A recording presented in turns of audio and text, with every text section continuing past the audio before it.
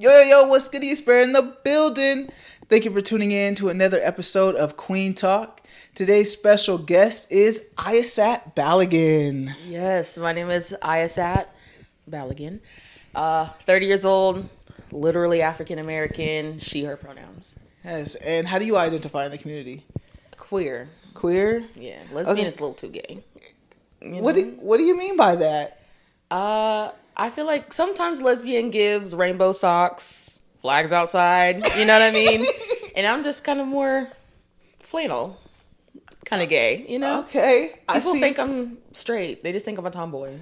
Yeah. So people have like talked about like the queer, I think like the older generation, like when that's said, like they get kind of like, whoa, we don't say that. But I feel like our generation, the younger generation, were like bringing it back into terms of just like, but I haven't heard it said that way. Like it's lesbians a little just too gay because I identify as a lesbian, but I don't have rainbow flags and all that stuff out there. That's not me.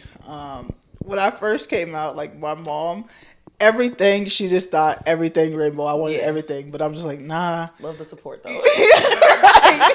That part, love the support, but that's not me. So, obviously you identify yourself as queer, so you accept that. Do you mind people saying that too, or how do you feel about that? Like I said, most people assume I'm straight, which I'm one of the girls, but I'm not one of the girls, like, you know? So I'm just like, I present very masculinely, but my voice, the way I act, all of that gives real gay boy. And I think that's what make people think, oh, where's your man at? Okay. Nowhere. So I think that's kind of where they kind of get it. So if they call me lesbian, gay, whatever, sure. Yeah. So you just whatever they identify it as, you're just like, but you are a part of the community for sure. For sure. When did you become a part of the community? So for those of you that don't know, Ayisat is also my cousin. Hey. So let's just throw that out there. Got another family member on the podcast. Love it. And I want to get everybody, as Sardo said, like we got a lot in the family. So I had to break it down from the top. There's at least one in every family. Yes. But when did you tell the family? I never did. I just was like, this is my girlfriend. To Annie still, like, cause you lived in Texas, so right. I think that is how I remember it. Like you brought, so that's just the same. You tried to call me out one time. I was cracking up. So I never came out. I've never had to come out. I was literally one day I was just like, hey mom, this is my girlfriend. And she's like, well, at least she's black. And that was it. And we just kept rocking from there. And but you were just like, you did watch Tila Tequila a lot. Not too cute. That double shot of love. Yes. I was like, so for sure. That's funny. I don't remember that, but that just sounds like some shit I'd say. Like, yeah, but I could like sense it, you know, like for sure. Growing up and whatnot. When is like the first time like you were like, yes, I am into girls though? I would say junior. I went to junior high. So pretty much elementary through 9th. And I think maybe around 7th grade, there was a girl I liked. And I was just like, that's it. And are you growing up in Texas, did you see like a lot of more representation of the LGBTQ community, or was it still, you just didn't see that? How was that for you? I think Texas, people get it wrong. Texas is real gay. Like, it's real gay. And there's a lot of people, especially I live in North Texas, so it's not South Texas. But, no, I mean, you'd see it, but it was more so like you could clock some people back then. It was, lace fronts weren't laid like they were now. And you'd be like, okay, like I see you out there. Or you see like two couples and, people kind of whisper and whatever. And I never cared. Yeah. But you you seen that though, like just like casually growing up in Texas, just here like and there. Yeah, some people try to like hide it, but some other people were very living out loud. Especially we have a whole neighborhood, so when I got older, I could like start driving down and seeing it more. So. Yeah. In seventh grade, did you feel like you seen that in your school, the representation? Like what school, what high school, what junior high did you go to? I went to Central Junior High, which not so much in high school, not so much in junior high, but when I went to high school for sure. You know, there was those lesbian couples. We would watch them like a web series. We wanted to know what they were doing, who they were with. We would just be, you know, oh, what was she doing? Oh, you know, one plays soccer, this one's doing that. You know, we were all up in their business. But they were very out. They were like the lesbian couple at school. No one cared. So it was just kind of a good time. Yeah. So at what age were you when you had your first partner, your first girlfriend? 19. 19. And yes. Did you know her in high school? Is that how you guys met?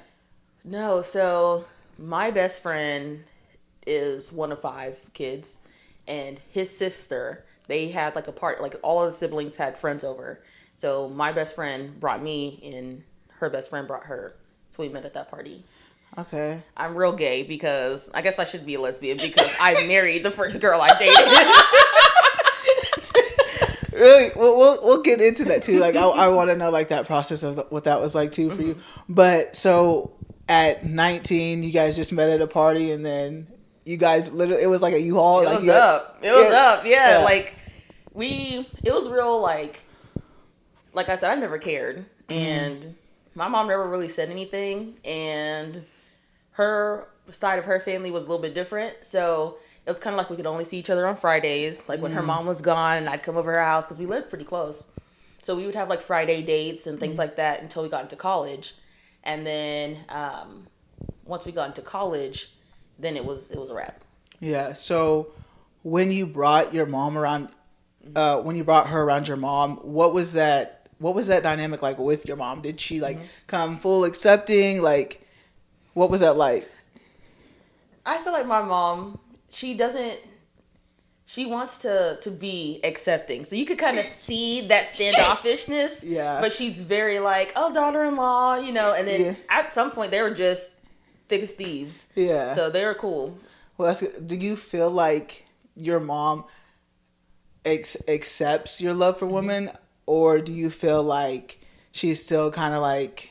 Because your mom's older, and I've heard some of the things like your mom, the way she wild. Thinks, the way she thinks. Sometimes I'm just like, it's 2024. Yes. Because again, like we're here now. We're not back then. And so how do you feel like she is with you and women? My madre. Which reminds me, she said. You know, I got 2 kids they have 2 moms, and I'm just not really sure how to bring it up. I was like, it's not like you have a gay daughter to talk about it with. Like, I can tell you what it's like. But no, I think she accepts this. We were just talking about some other little from the other day. So, no, I think she's cool with it. I think that it's more so she doesn't like to be in her kids' relationships because she doesn't want to get invested. She doesn't want to, you know, really be in our business. But I am one of them people where I will talk to my mom about any and everything. And I think some people think that that's weird, but I'd be like, I'd be in her business, and she don't even ask me. I just tell her my business. But no, I think she's cool with it. That's good that you had that relationship with her. How have you been navigating just like with other family members, like Annie Still, rest her soul? How was that like when you told Annie Still? I didn't tell her either. I never walked up. Well, when she first, I'm gay. No, well, when she first seen your partner, what did she say anything to you? Was there anything? And you know she would not hesitate. Right? Yeah, that's why I was wondering. Like, Annie Still was not scared to share her opinion. I think it's one of those things where you know you act a certain way when that's your child, but when it's your grandkid, me and my granny were besties. Like, I used to be over there all the time. So I don't think I could have done anything wrong in her eyes. So she was cool with her. Yeah. I wonder if, like, she had a conversation with my grandma, like... Probably. Like, as sisters, like... like, what is our grandchild? Like... said our grandchildren what we raised. How is this family name gonna get passed down? Period. Because that's funny. So when you came out at 19, and you just like brought around, what made you feel just like comfortable and okay to just bring them around the family like that without even being like having that conversation? I just never cared what anyone thought. Still don't. Yeah. So this is her. Yeah. This is me. Like, I think some people care too much about what their family thinks but this is my life. We live on a floating rock. If I like girls, that's who I like. So it really wasn't even a thought. It was just kind of like, my mom was coming to pick me up. She's standing right here. I'm not going to be like, this is my friend. Yeah. We too old for that. That's her friend. They've been living together for 30 years. She's at every cookout. Nah, This is my girlfriend. Yeah. Hey, mom, meet my girlfriend. And no one said anything, really. Well, that is good and you bring up a good point. Like, a lot of people in this community, we do think so much of what the family will think, and so we don't come out sooner than when we would. But you are a good representation for people that just come out and just bring them like it's nothing. I was talking to my friend the other day just about like saying that, normalizing it, like you know, like not having to have that broad story long out and just saying like this is who I am, but this is who I am, and just without having to have that story. So that's good that you were able to do that. And you said you ended up marrying this girl, so I assume like you guys, did you instantly move in together or what? Not exactly. So a lot happened, but for the most part I lived with my mom. And I was just working. I was content too, because I was just like, why would I want to pay my own bills? That part. So I was just buying stuff, stocking it in my closet. So when I did move out, I'd have, TVs, stuff like that. And then she moved in with me and my mom, which was already mind blowing that she would do that. So she actually lived with us for like maybe a couple of months before we actually got our own place. Okay, let's talk, like, how was that like with your mom? Like, she was cool with it? Yeah, I was in college. Were you guys staying in the same room too? Yeah. Okay, your sleeping in the same extra large twin. Because your mom has like mentioned with when your brother come to town of them not sleeping in the same room and stuff like that because they're not married yet. But you can do whatever you want to, huh? Girl, I'm the girl she prayed for, and she'll tell you that.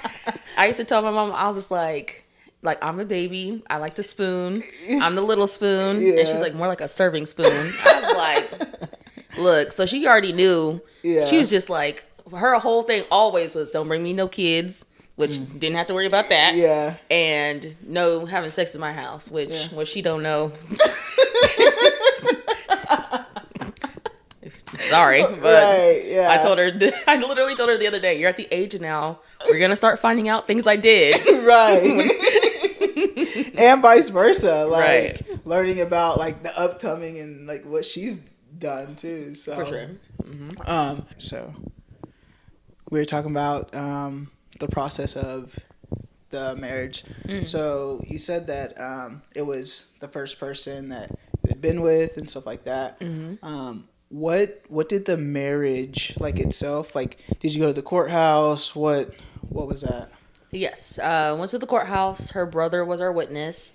And it was actually pretty quick. It was like, we already proposed, all of that. And I was like, hey, let's get married today. She was kind of like, oh, okay. So I was calling and I was like, hey, look, what's the process to actually get married? Because, you think you just show up and that's it. We had to, like, go down to almost like the DMV pretty much, get a marriage license. And then we had to go down to the courthouse and get a judge to sign off on it because it was less than 72 hours. Then we had to go schedule an appointment, and we did all of this in the same day. So in my mind, it was like, it's meant to be. Like, it's stacking up. Yeah. So I was just like, hey, and then so that day we got married.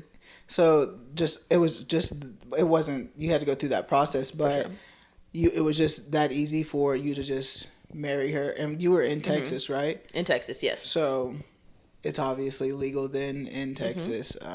So everything was legal when you got married. Yeah. That's good. 2021. That's good. I wasn't familiar with like what Texas laws were. I know about some other things Texas laws were, so I didn't know how progressive it really was. But that's good that you were able to do that. What is something that was like a big impact for you to be like, okay, I can own my truth and who I am? Like, I'm very outgoing, very sure of myself, very confident, very kind of my way or the highway. Some people look at it as selfish, but hey, if you ain't worried about yourself, who is? You know? Yeah. So, but I'm aware enough to be aware of myself and aware of other people. So I say extroverted introvert because when I'm out and about and it's like that kind of time, life of the party. But when I'm at home and I'm like chill with somebody, then that's where I'd rather be. So I'm just kind of like that. And when it comes to being queer and your openness, like what does that look like for you? Like in spaces, what do you do for like at your job? Are you like able to be open in that area? Are you open in all other walks of life like that you navigate in? I'm a proud homosexual. Yes. So I'm actually part of a club at work. We be in the parade and everything. They have a whole, they do events and everything. My manager's an ally. So that's great. Yeah. So work, completely fine. Out proud, lots of different people. They're very, like, you can put your pronouns in for your, like, your teams so people know how to identify you. Nice. So they're very progressive there. As far as my day life, I be out, okay? I be throwing singles at these eligible men who, these men are soft. I'll tell you what, and they be climbing these poles like no one I've ever seen. So I just be taking my little $20 and throwing it. And you know, when you're the one that walk in the club, it could be 20, but it look like a lot. And I just be walking in there and I be throwing and I be buying them drinks and shit. I be having a good time. But karaoke, all types of stuff. Like I like to involve myself around other gay people because I feel like there's something honest about gay people in gay spaces. Like they can really be themselves, as weird as some of them may be. Yeah. You know, it's just like I'm excited because I get to see, like, I know that that's you coming out of your shell, or you might, this might be your first time at the club. So to be able to like hype people up and like be an elder gay. Yeah. And so like you're my first guest that is out of town too. So like living in Texas. And what do those spaces like look like? Are they a lot of people of color in those spaces in Texas, or for you, like, do you see a lot of representation? A lot. So we have a gayborhood, which is Gayborhood. Cedar Springs, rainbow, like crosswalks, like it's gay. And they have all types of stuff. So there's not very many lesbian clubs. We have one because I think there's only 30 in like the United States. So we have one that's Sue Ellen's. So you definitely get to see a lot of representation there. Obviously, everyone's welcome, but you do see a lot. We have Havanas, so it's more like Spanish. You see a lot more Spanish people in there. You got Roundup. That's where I be at. They got the karaoke. They got it's just popping. But it's like they do have line dancing. So if you're like more country, and then they have TMC, which that's where the strippers be at. So that's where I be at. Which they have everything. And then there's like S4, which is more, depending on the night, it's huge. They have the drag shows every like Sunday. So you do definitely see a lot of different between age, between race. And Mark Cuban, after Pulse happened, he was like, that's not happening in my city. So he pays personally for a police officer or an armed guard outside of every single club every single night. That's so nice. It's real safe down there. Yeah. But we have I think it was just a shock to the community in general, and because we literally have a strip full of gay bars, that it was kind of like it's an easy target when you know where they're all at. Right, yeah. So it was pretty cool that he was just like, nah. Yeah. So like to this day, and that was years ago, to this day, there's an armed guard outside of every single club. That's good. That's really good. And it's good that there's allies like that to just like protect the community. When you mentioned like just being in those spaces and people being their authentic self, when did you start experiencing the gay clubs and getting that life and that vision? So Dallas is great. There's so much gay stuff to do. We have Pride, which used to be on the Strip. Now it's at Fair Park because it's just gotten so big, which basically where the Texas Fair is at, because that's how many people come. News coverage, like it's on the news. Like, so Texas is very liberal when it comes to like being gay. We have like Block Party, which is Halloween costumes on the block. So that's usually that's when I first started going to like events like that, because it's just flooded. The entire block's just flooded with gay people just being gay, and gay people being gay is a hot mess. And they be wearing the costumes.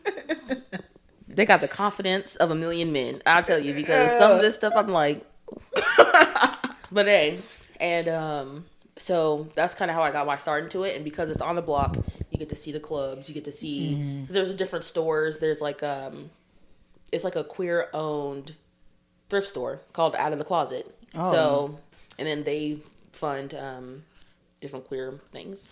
Nice. I see, man, staying here, like, cousin, listen, like that's, I'm seeking that. Like, I think that's what I'm running to. Is just like, that's what I need in my life. And you mentioned like Havana's too, like the nightclub. That was the first nightclub I had been to. Like, that was a part of the community. So it's just like,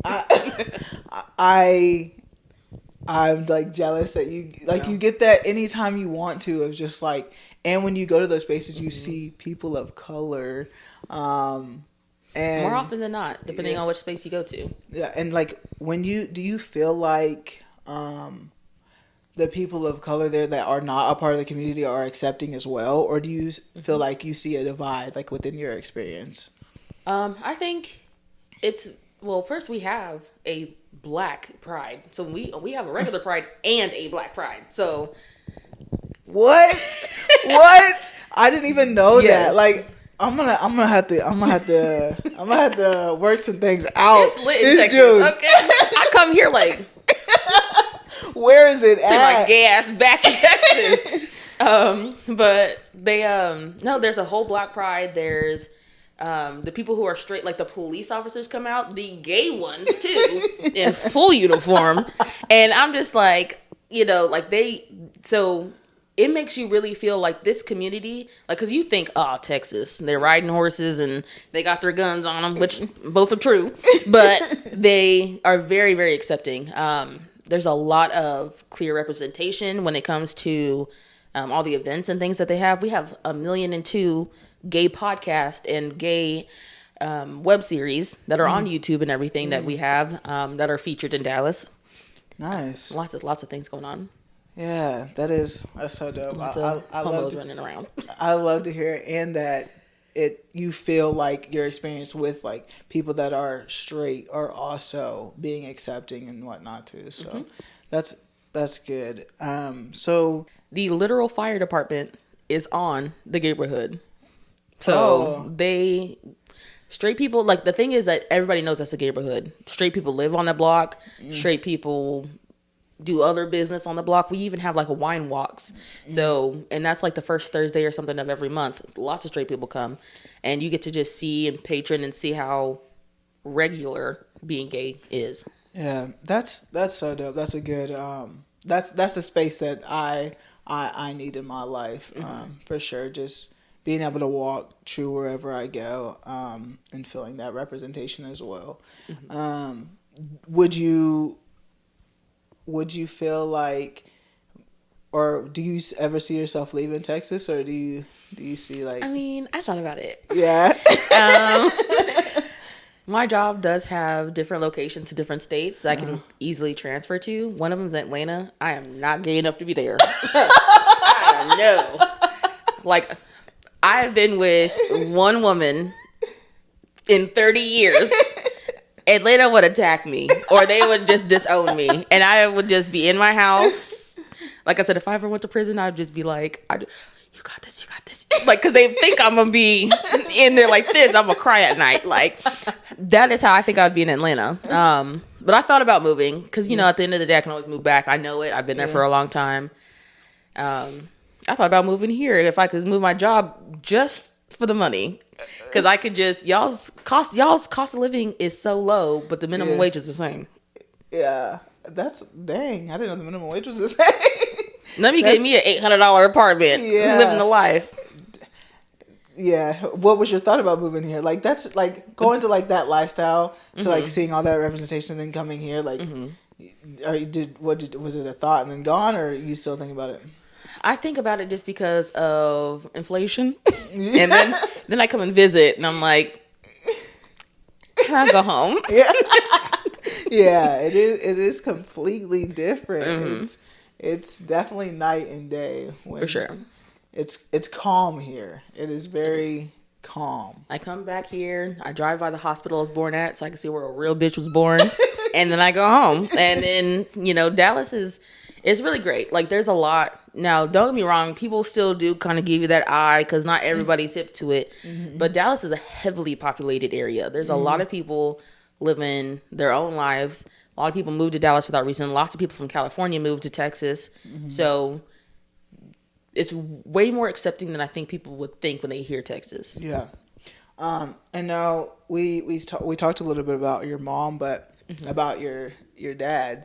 Do you have a relationship with? Is his name Buki? Yes, which that word has been okay, Buki, and I'm just like, Daddy. No, you know, we be on WhatsApp chatting because he is in Africa, so for sure. It's strange, because like my brother, he got to be around him more when we were growing up, so now I'm just kind of like, I don't need to. Mom, is this man? Is this my dad? Okay, now let me, before I get into it, because this could be anybody. Yeah. So I'm just like, let me just, you know, make sure it's him, and then try to develop that relationship. But some points I'll be bitter about it. Like, when's my birthday? Oh, you don't know? All right, then I ain't talking to you. So do you have like an estranged relationship, or does he know like that you're a part of the community? Like, has he expressed his thoughts on that, or is he okay with it? No, I don't think it's never been something that we've talked about, but we don't really talk often. I think WhatsApp is more something that's recent, but like as I was growing up, it's very, very bitter about it. So I was very much like, if you don't know key things about me, I don't want to talk to you. So now I'm just starting to be like, okay, let me, you know, adults are adults. Things happen how they happen. Let me just kind of ease into it. So as far as I know, he doesn't know. Sometimes I'll be like, they're gonna try to kidnap me. So what? I am convinced I'm African royalty. There's no one who could tell me anything differently. And I just feel like if I go to Africa, I'll never come back. Like, oh man. Like, they're gonna put me on a throne, and how can I say no? So, that's funny. I always told Tanji, like, bro, let's go. Like, you have connections there. Like, let's go visit and see. Like, I only remember seeing your dad one time, but once more than me. Yeah.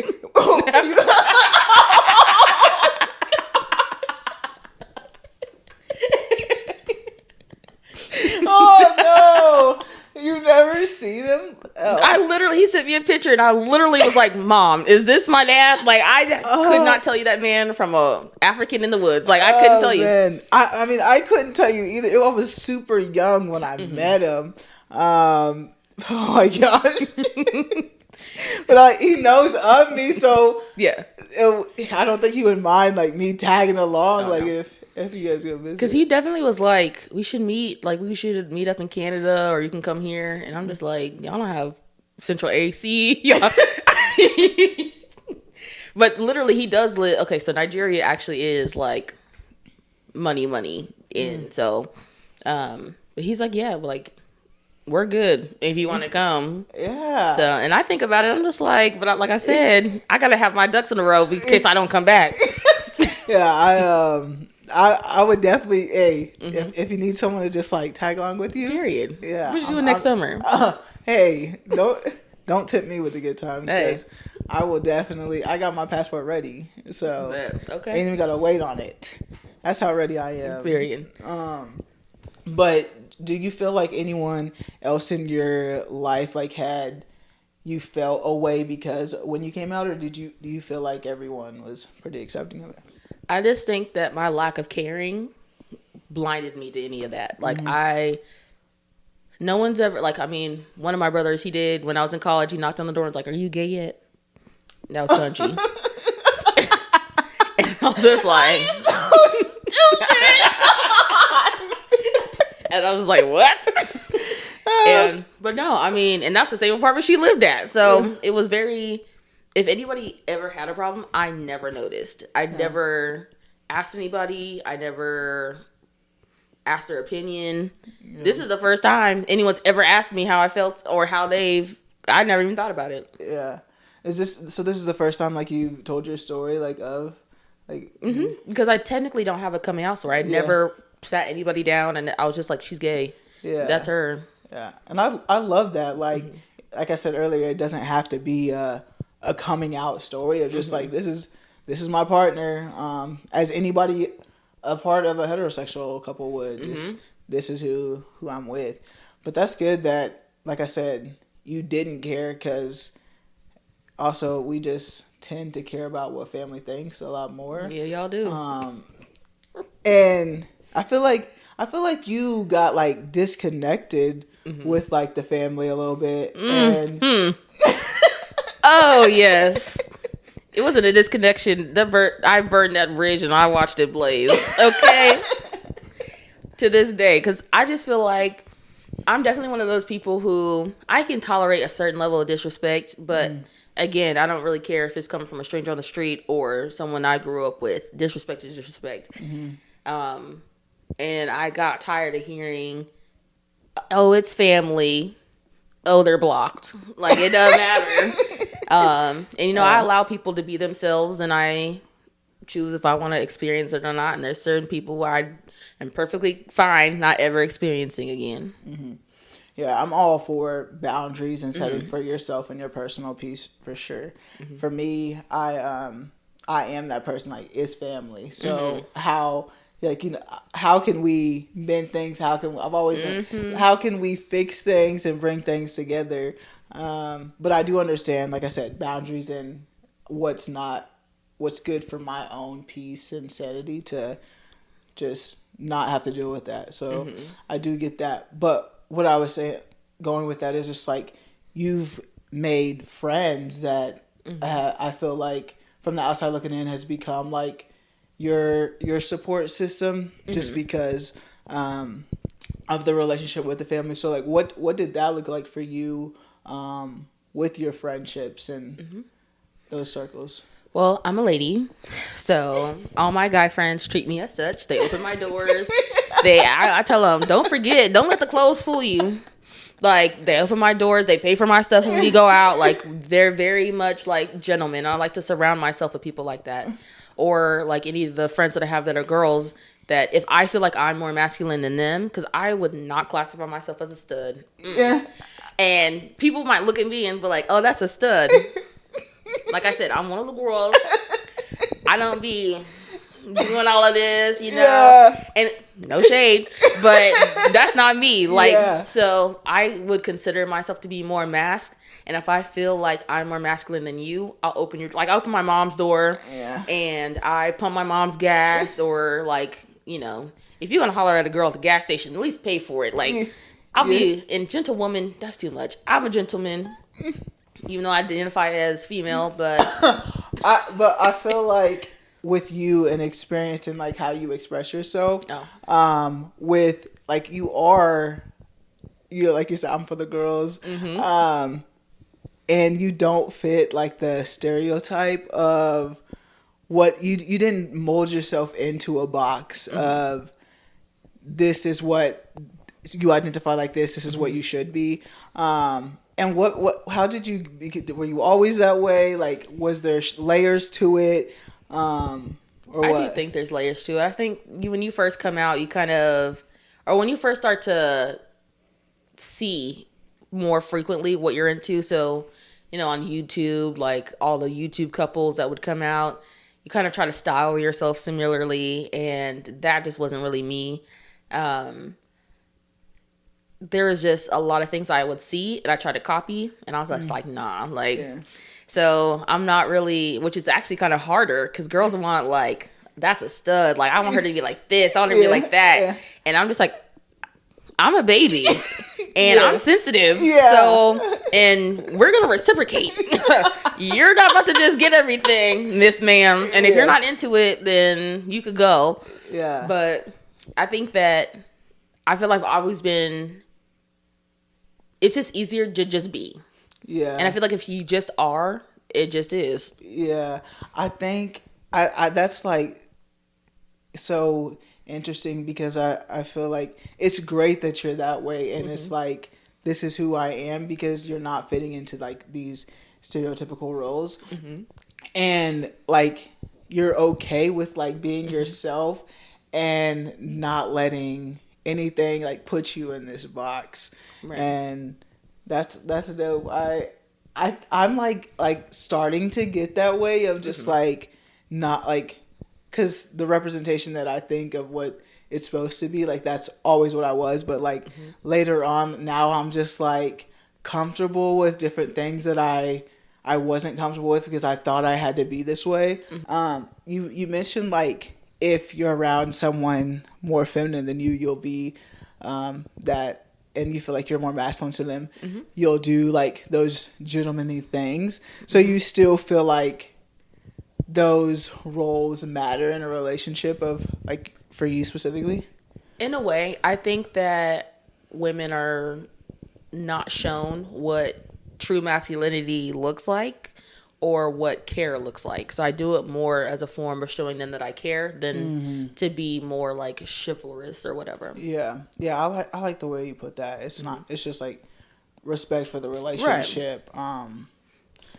Because there is no masculine or feminine roles. Like, there's roles in a partnership. So, excuse me. Because there'll be some days where, I mean, I like flowers.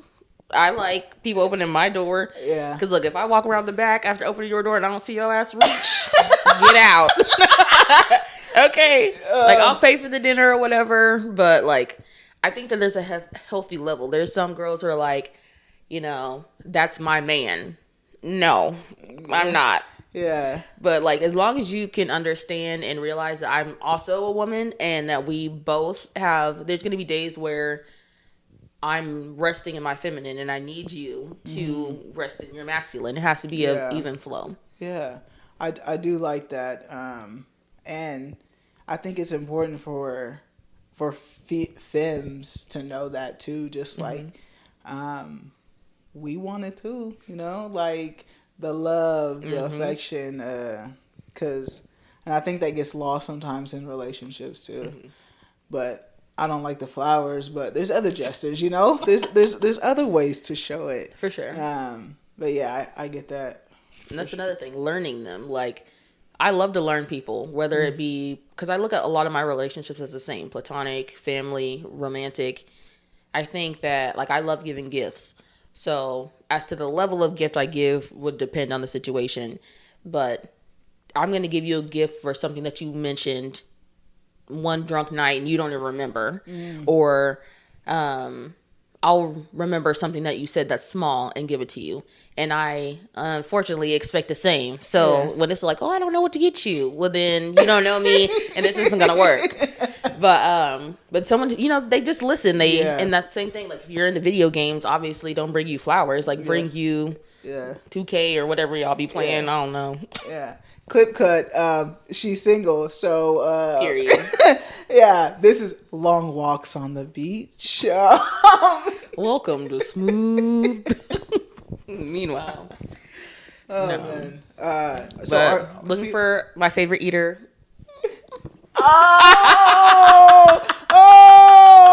Oh my gosh. Because Oh if not, then leave that DM in drafts. Okay. Oh my gosh. That is hilarious. That is hilarious. Do you feel like in your relationships you have like a good dynamic of just like partnerships of not having one role or another role, or do you just find yourself naturally doing certain things? I think that I rest more in my masculine and I like it there. I'm not afraid to go into my feminine, but I need to be with someone who allows it. And not only that, but can almost like help me into it. Because sometimes I'm just like, nah, I don't really know. But you know, when you're comfortable with somebody, you'll try anything. So certain things for sure. Yeah. I'm not like the typical. I've had some more masculine lesbians come on here and they're like, yeah, I can fix a car, I can do all this stuff that I'm just like, that's what they think I should be able to do, but that ain't what I be doing. Like that's not. I could change a tire. Yeah. And if the air pressure's low, I could. But the way I'm going to roll up and tip a man to do it, ain't no way. Because sometimes I'm just like, or if I'm about to change a tire, I will look as helpless. Let me take this flannel off real quick. Because I'm like, and the man be like, oh, you need help? Yes, I do not know how to change a tire. And I'll sit there and watch him do it. And we're going to talk about his family or whatever. Oh my gosh. That is hilarious. I'm going to start doing I do that at AutoZone. Like when I need something changed at AutoZone and I know that they come out there and fix the cars. If I don't have to, I'm not. Right. Now I'll make a girl think I know. Yeah. Let me take your car. I'm going right to AutoZone and they're going to do it and I'll bring that shit right back. Oh my gosh. That is hilarious. That is hilarious. But yeah, I'm not. That's not me. I'm not into that type of stuff. But it's good that you're like comfortable with that too. Just owning it. Like this is what you get, and being very comfortable within yourself. So that's really nice. But just like a part of your journey of coming out, do you feel like, I know you're like the not caring type, right? But do you feel like you've ever felt like, man, this would be easier if I was? Yeah. The way these girls be talking about these men, they be like, my man don't do this, my man don't do that. And I was like, I will. Okay. Like, I like to make bouquets. I like to shower in compliments. I'm romantic. I like to, if I like somebody, I like to tell them. I like to be very vulnerable. I like to, and it just seems like these men act like they don't know how to wash dishes. And it's like, Yeah. Because if I was a man, I'd be straight. Yeah. Same. Same. What would you say, like, you didn't have any hardships of wanting to change yourself? And what resources, if any, did you have, like, when you did come out in Texas? I like to look things up. So I like to Google. I like to just watch different resources. So if I don't know anything, I'm going to figure it out. I've seen gay people, but it wasn't like representation. They were just like regular ass people on the street. So I'm like, okay, well, let me see what this is like. So I'll go on YouTube and I'll like watch videos of just gay couples just being themselves. Read the comments, watch, podcasts were really a thing then, but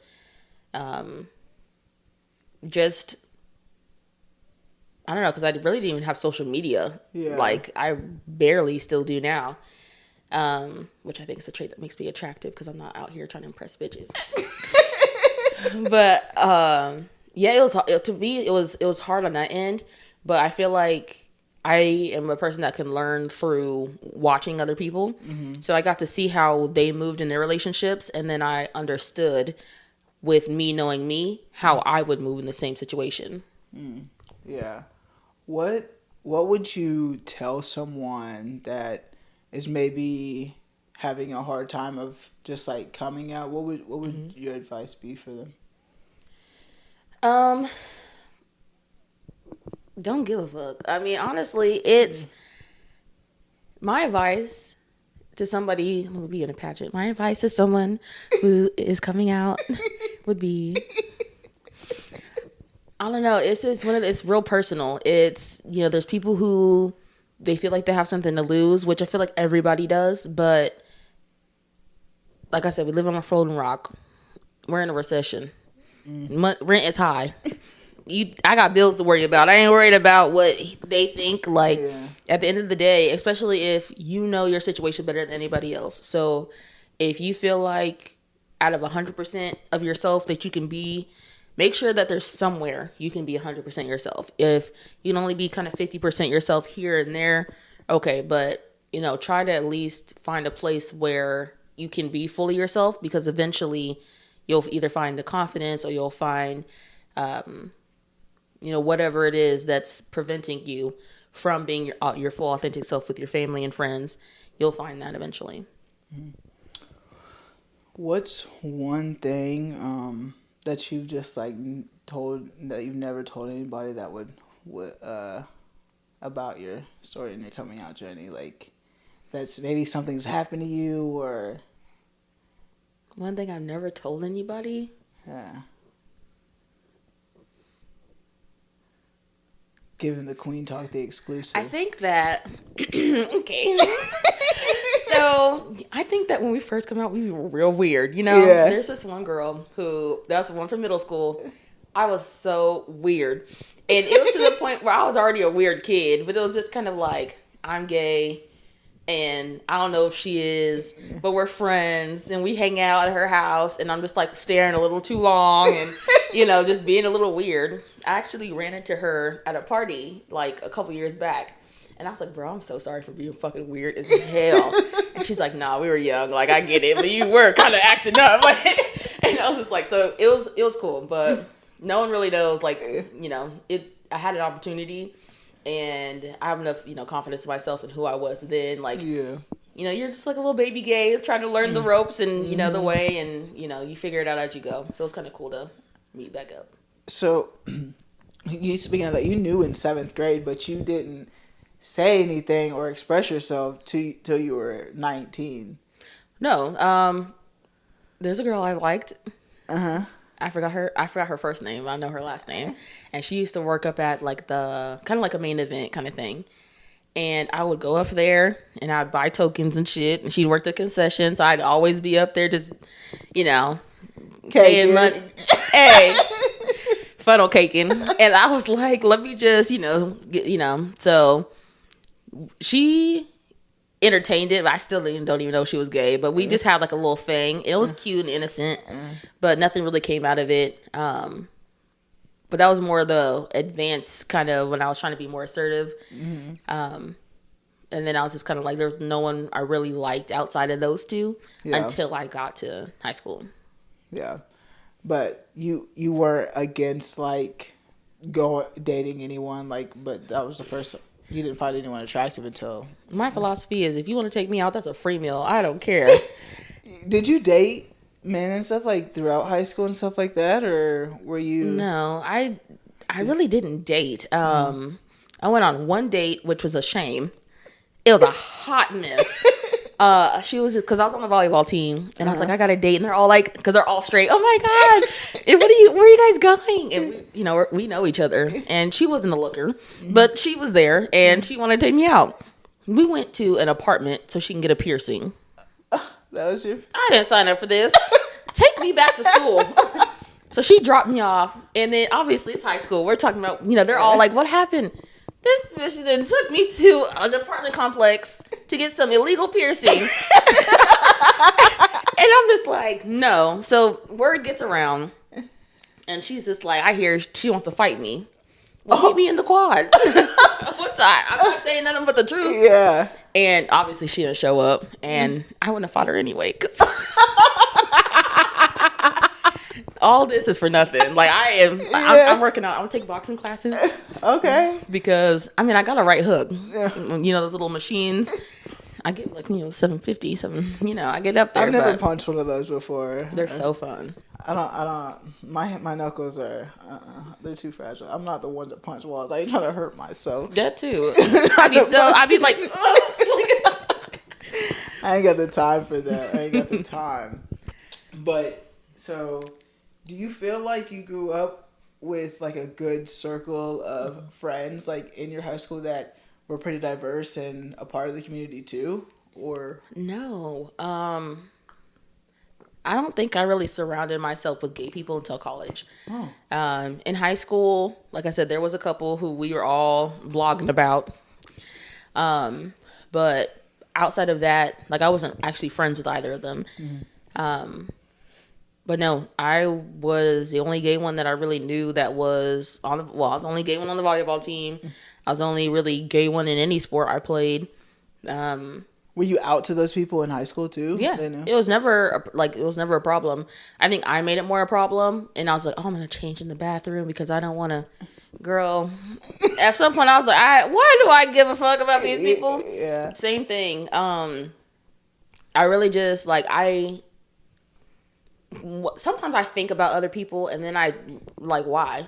Yeah. So I try to. I think I made it more of a problem than anybody else did. And then once I was just like, no, I'm comfortable with myself, no one cared. Yeah, that's good. That's awesome. That's a good trait to have. Mm-hmm. I'm single. Follow me on Instagram. We'll get to that. I'm really not trying to shout out because I am caking right now. But you caking right now? I'm caking hard. Okay. You got someone you're interested in? Mm-hmm. Okay. I told her, I was like, I'm not about to talk about you on this podcast. You want me to edit this out? Shit. No. She's still caking in the podcast.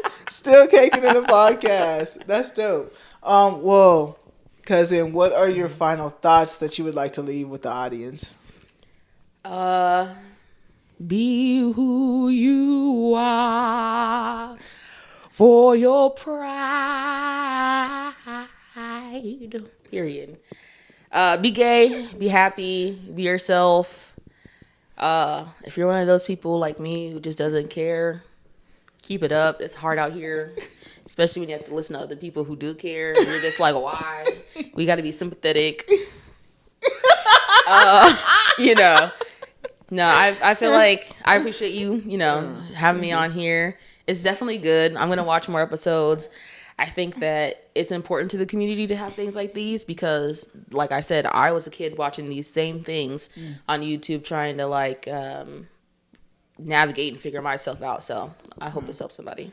Yeah, thank you so much for joining me. And I hope so, too, like you said, this is what this is for. It's just show that representation, that we're out here walking different walks of life, not fitting the stereotypes of what you may think you are. But just molding yourself into who you want to be and not just what you think you should be or what you have to be. So thank you for coming on here and joining me. I just appreciate it. You coming and showing support. And like I said, you're the first person to be an out-of-stater, to be in person. As you guys know, I am opening up the remote podcast. So if you are out of state, we can still get you here online. So if you are interested, please make sure you guys fill out the form on the link below and follow, like, subscribe, leave a comment. Let us know what you think of this episode. As always, family, friends, strangers, love. Be nice. Be nice.